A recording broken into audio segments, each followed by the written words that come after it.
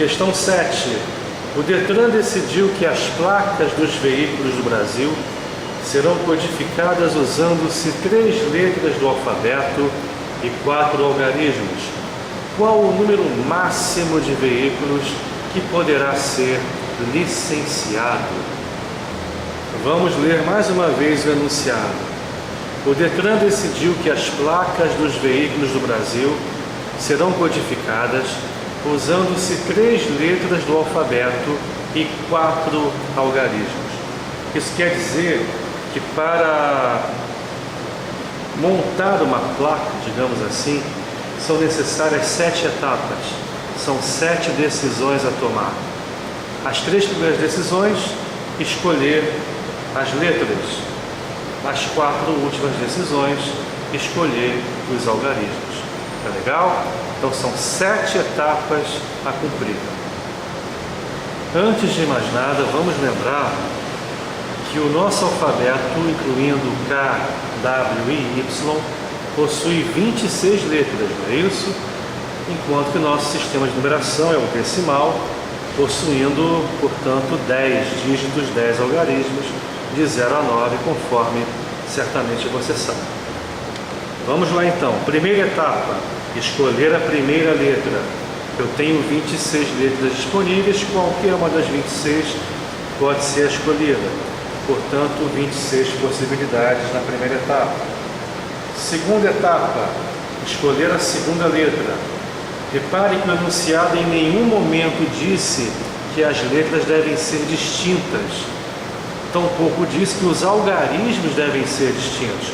Nada foi dito. Como nada foi dito, pode sim haver repetição, tanto das letras quanto dos algarismos. Logo, eu posso escolher a segunda letra também de 26 maneiras diferentes.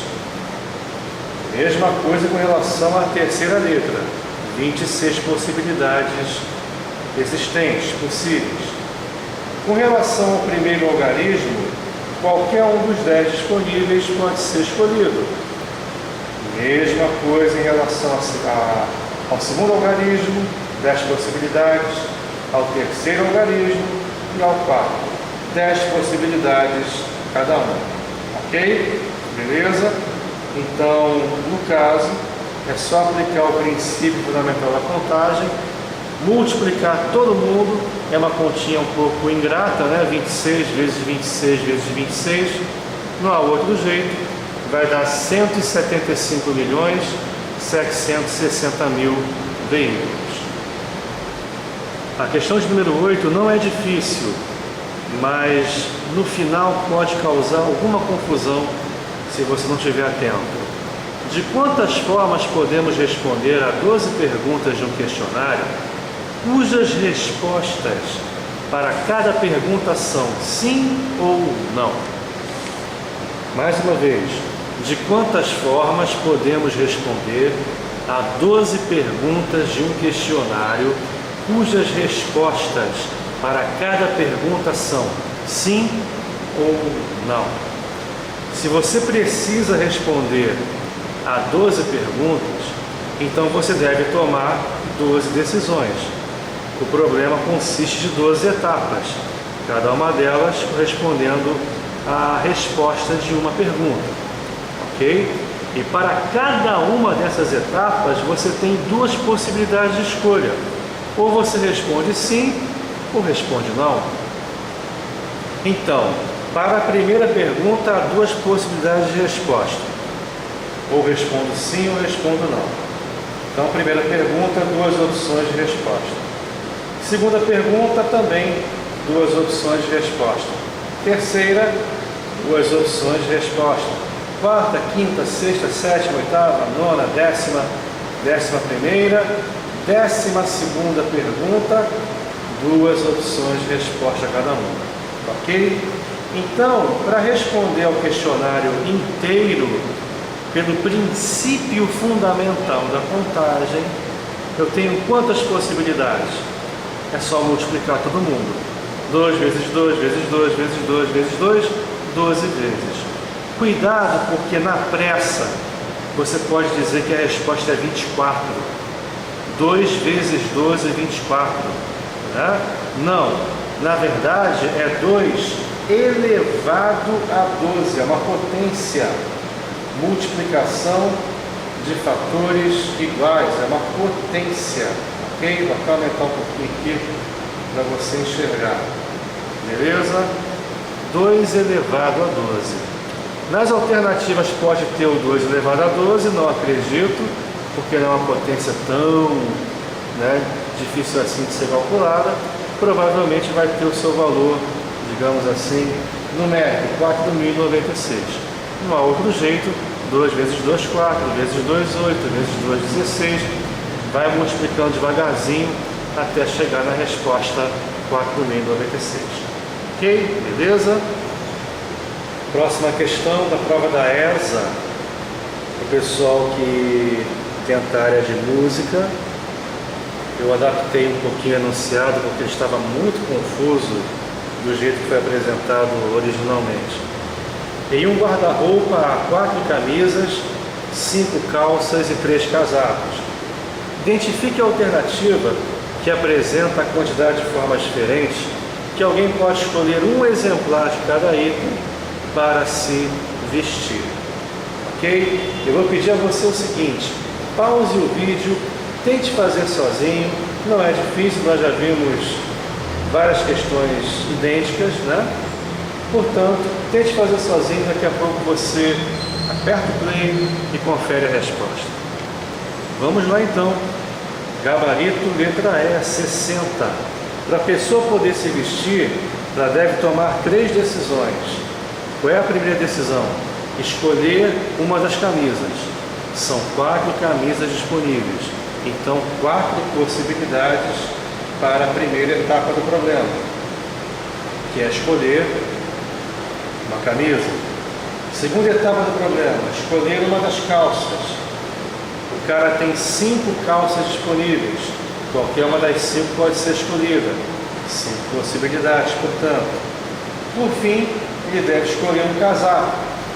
3 possibilidades, já que há 3 possibilidades de escolha para o casaco, há 3 casacos disponíveis. É só multiplicar todo mundo pelo PFC, princípio fundamental da contagem, você vai obter o 60. Tá legal? Molezinha.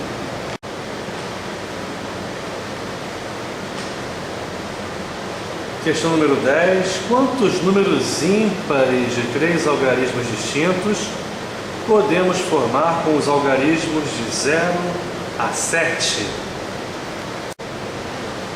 Mais uma vez, quantos números ímpares de 3 algarismos distintos podemos formar com os algarismos de 0 a 7? Bem, qual é o evento que está sendo proposto pelo enunciado? Formar números ímpares de 3 algarismos distintos entre si. Nosso objetivo é esse, formar números ímpares de 3 algarismos distintos entre si. Beleza. Com os algarismos de 0 a 9, todos eles? Não. Apenas com os algarismos de 0 a 7. Como os números que devem ser formados são ímpares e de 3 algarismos, para que a gente consiga cumprir esse objetivo, essa missão, precisamos tomar 3 decisões. A primeira, determinar o algarismo das unidades. A segunda, das centenas. A terceira, das dezenas. Aí você pode se perguntar, poxa, nas questões anteriores o Bruno começou pelo algarismo das centenas. Por que agora ele falou que vai começar pelo algarismo das unidades? Por quê? Porque o algarismo que decide, entre aspas, se o número vai ser par ou ímpar, é justamente o algarismo das unidades. Não é o algarismo das centenas, não é o algarismo das dezenas. Por exemplo, o número 138, ele é par ou ímpar? Claro que você me respondeu que ele é par. Por quê? Porque ele termina em 8. Porque o algarismo das unidades é o 8. É isso? Beleza. Sendo assim, eu preciso começar pelas unidades porque nela não pode aparecer qualquer algarismo dentre os 8 que eu tenho à disposição. Eu só posso colocar nas unidades os algarismos ímpares. 1, 3, 5 ou 7. Como o algarismo das unidades é, digamos assim, problemático em relação aos outros, você precisa começar a questão por ele.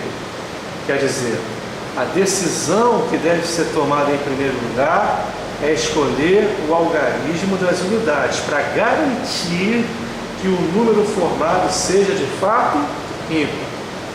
Beleza? Vamos lá então. Primeira possibilidade, escolher o algarismo das unidades.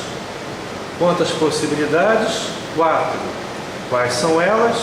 1, 3, 5 ou 7.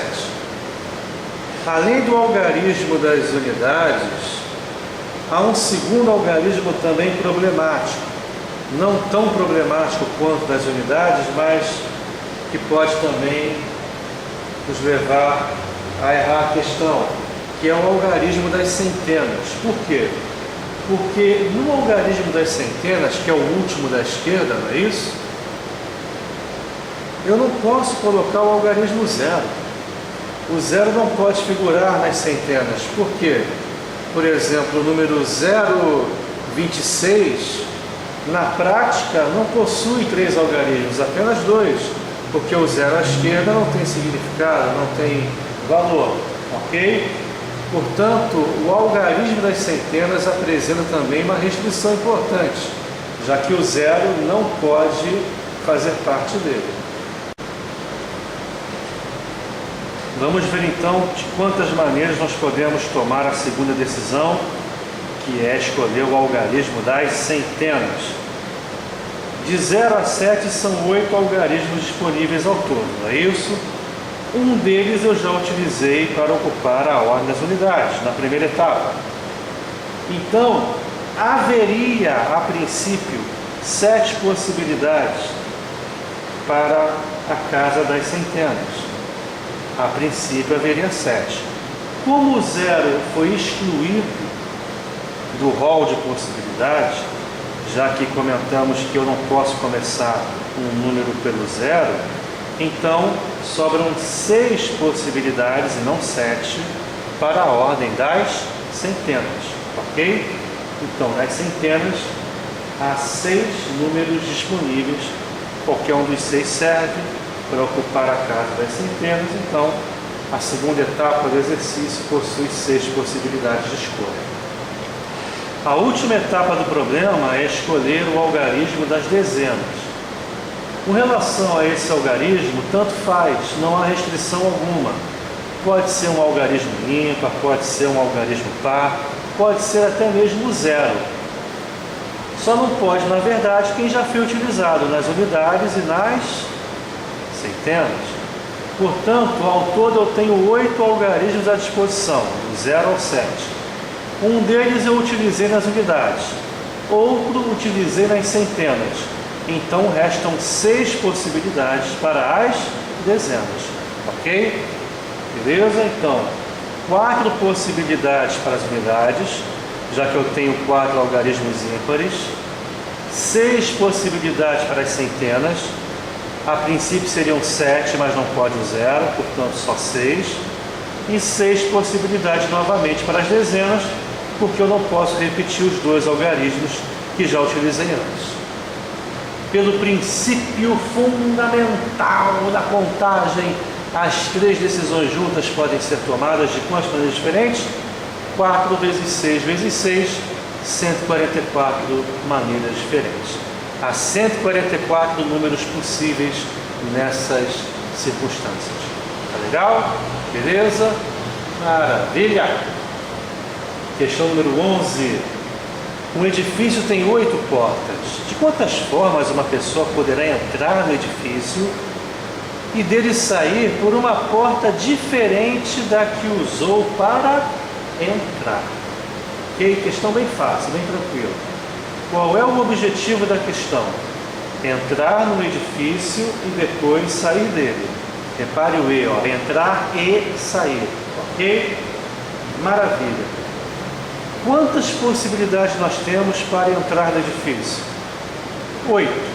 Qualquer uma das 8 portas disponíveis pode ser escolhida por mim, ou por você, ou por qualquer pessoa. Agora, para sair, eu não posso utilizar a porta que entrei. Portanto, há quantas possibilidades para sair do edifício? 7. Já que a porta que você utilizou para entrar não pode ser a mesma para sair. Então, para entrar e sair, olha o contexto do E aparecendo mais uma vez. Você usa o princípio fundamental da contagem para calcular o resultado final. 8 vezes 7, 56. Mais uma vez, primeira decisão a tomar, escolher a porta de entrada. 8 possibilidades, qualquer uma das 8 portas pode ser escolhida. Segunda etapa, escolher a porta de saída. 7 possibilidades, já que eu não posso repetir a porta que eu usei para entrar. As duas etapas juntas, a primeira e a segunda. Princípio fundamental da contagem, 8 vezes 7, 56. Questão de número 12. Determinar quantos são os números de 3 algarismos múltiplos de 5, cujos algarismos das centenas pertencem ao conjunto cujos elementos são 1, 2, 3 e 4, e os demais algarismos ao conjunto cujos elementos são 0, 5, 6, 7, 8 e 9. Qual é o evento que está ocorrendo no enunciado? Qual é a missão que devemos cumprir? Montar números de 3 algarismos múltiplos de 5 que obedeçam às condições dadas. Se são números de 3 algarismos, então, para cumprir esse objetivo, precisamos de 3 etapas, de tomar 3 decisões. Escolher qual algarismo vai ocupar a casa das centenas, depois das dezenas, depois das unidades. Vamos lá então. Para a gente escolher a centena, há 4 possibilidades. Por quê?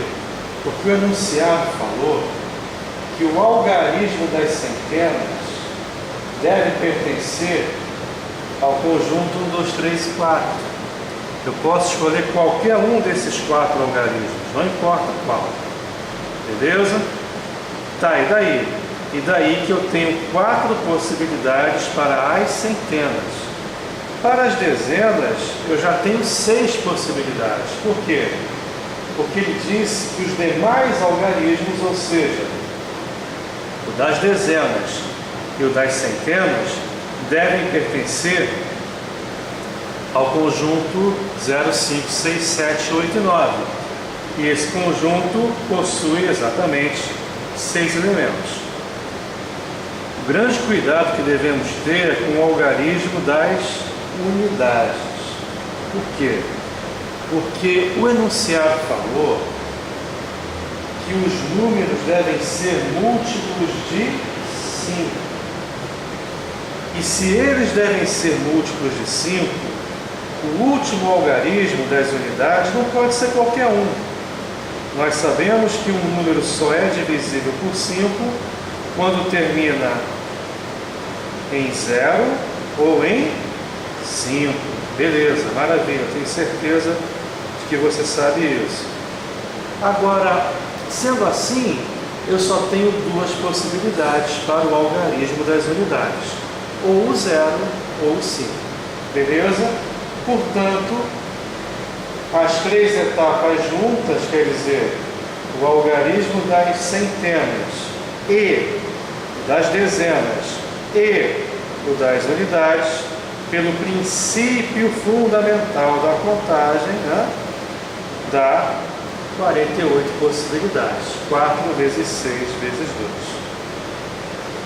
2. Questão 13, de um concurso elaborado pela Fundação Sergipe Rio, durante a Copa do Mundo, que foi disputada por 32 países, as tampinhas de Coca-Cola traziam palpites sobre os países que se classificariam nos 3 primeiros lugares. Por exemplo, em primeiro lugar Brasil, segundo Nigéria, terceiro Holanda. Se em cada tampinha os 3 países são distintos, quantas tampinhas diferentes poderiam existir? Bem, esse exercício já é manjado, né? Ele é igualzinho dos primeiros que a gente fez. 4 atletas disputam uma corrida, lembra dele? Então, a mesma coisa, só que agora são 32 países. No lugar de 4 atletas, a pergunta é essencialmente a mesma. De quantas maneiras você pode formar o pódio, né? Distribuir as 3 medalhas, né? Ter o primeiro, o segundo e o terceiro colocado na Copa do Mundo. Essencialmente é a mesma pergunta, não é verdade? Sendo assim, é só aplicar o mesmo raciocínio. O primeiro país pode ser escolhido de 32 maneiras distintas. Por quê? Porque há 32 possibilidades. Qualquer um dos 32 países pode, a princípio, ser o campeão. É isso? Já em relação ao vice-campeão, perdão, qualquer um dos 31 países restantes pode ocupar a segunda vaga. E, finalmente, em relação ao terceiro colocado, qualquer um dos 30 países restantes pode ocupar essa vaga. Certo? Sendo assim, pelo princípio fundamental da contagem, para você determinar o primeiro e o segundo e o terceiro colocados, basta multiplicar 32 por 31 por 30. Resultado, 29.760. A questão 14 é bem fácil. 2 das 50 cadeiras de uma sala serão ocupadas por 2 alunos. O número de maneiras distintas possíveis que esses alunos terão para escolher 2 das 50 cadeiras para ocupá-las é? A questão é bem simples. Vamos lá. O primeiro aluno acabou de chegar. A sala está vazia. Quantas possibilidades ele tem para escolher uma cadeira para se sentar, para ocupar? 50, não é isso? Qualquer uma das 50 cadeiras ele pode escolher. Tanto faz. Não há nenhuma restrição. Agora, tendo o primeiro aluno ocupado uma das cadeiras, restam quantas à disposição para o segundo? 49, não é isso? Então, o segundo aluno possui 49 possibilidades de escolha para a segunda cadeira. Pelo princípio fundamental da contagem, basta multiplicar 50 por 49, vamos obter o gabarito 2.450. Tá legal? Questão boba, tranquila, sem maiores dificuldades.